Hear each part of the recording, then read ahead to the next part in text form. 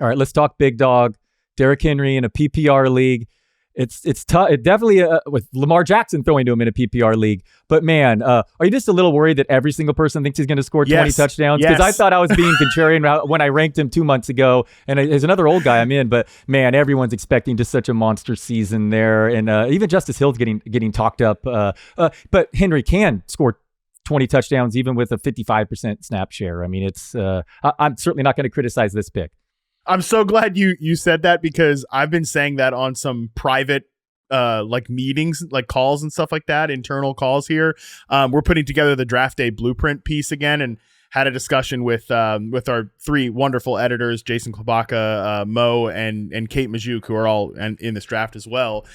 And I said, I was like, I don't know if it's just the natural contrarian in me, but I can't help thinking that the fact that every fantasy analyst thinks, or it was more like you said a couple of months ago, people were, well, you can get the guy who's going to lead the NFL in rushing touchdowns in the 3rd round. Why wouldn't you do it? I feel like I've heard every fantasy analyst say that, or something to the degree of, he could score 20 touchdowns this season. He could lead the NFL in touchdowns, blah, blah. The fact that everybody's on board with it makes me extremely nervous that it's just not going to work out. That is the dumbest analysis I could possibly have. But typically, if we are all just assuming something for a player at this point in his career, it's definitely risky, especially, and look, we just saw Derrick Henry run behind a porous offensive line last year with the Tennessee Titans, probably the worst offensive line in the league. But it is worth noting that Baltimore has a lot of offensive line turnover this year. When I like on Football 301 with Nate Tyson, Charles McDonald, I still had the Ravens as a top 10 offense. Their first pushback was they've lost a significant amount of their offensive, like 3 offensive line starters, and they're breaking in guys who are by and large unproven as full-time starters. So there's definitely risk. The fact that the defense might take a step back without Mike Macdonald, they might not be in so many run-first game scripts. And yeah, Justice Hill might find his way onto the field more often in those scenarios.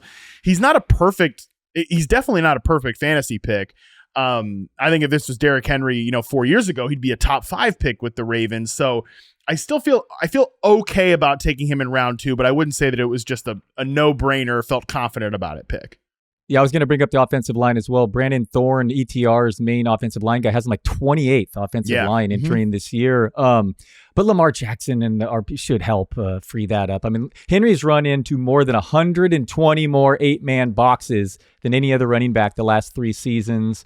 Lamar helped the Ravens running back score the 4th most fantasy points last year. I mean, that's with Gus Edwards and company. Do you just look at this, not only the shotgun splits, which should help is going to Baltimore, but it's crazy as splits and wins and losses, Henry. And the Ravens are favored to win, projected to win 11 plus games this season. And I know his age and his career mileage is 2,000 carries, but he was not a starter the first few years in the league. And you look at this, bring up this guy's high school tape. He's just built different. With Derrick Henry leaving the Titans, going to the Ravens, I'm not going to criticize this pick, like I said. Do you feel, again, just some of these other round 2 running backs, I have generally viewed it that Henry and Saquon Barkley, there's a gap between them and Etienne, who you took, Kyron Williams, who went in the seventh pick in the 2nd round, Isaiah Pacheco went in round 2 here, which is pretty aggressive, but I actually don't mind it.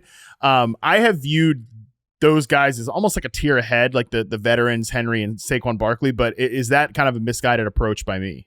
These are big decisions you have to make if you're picking these running backs. I'm coming out with a Dalton versus expert consensus ranks, and I'm maybe only a couple spots off, but I have Barkley as my RB8, and that means you're not going to get him because I'm taking Etienne and I'm taking Henry over Barkley. Just look at the underlying stats. They're really in decline. I know he's improving his offensive line, but he's going to a Philadelphia team that has produced the 5th fewest fantasy points the last couple years for running backs. Kyron Williams, big injury prone. Corum is now getting some steam.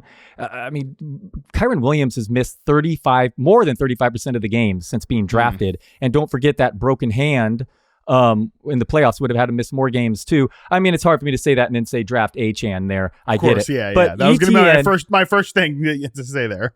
No doubt. And Henry's mileage too. Maybe you consider him an injury risk as well. But these are the decisions you have to make. And Etienne, I have him is being drafted too high this year as well. After a year, I had him ranked too low. You just look at the first and second half splits. I don't think he can hold up as a workhorse. It was proven. I mean, you look at not just yards per carry, but his usage over the second half last year really, really declined after the bye week.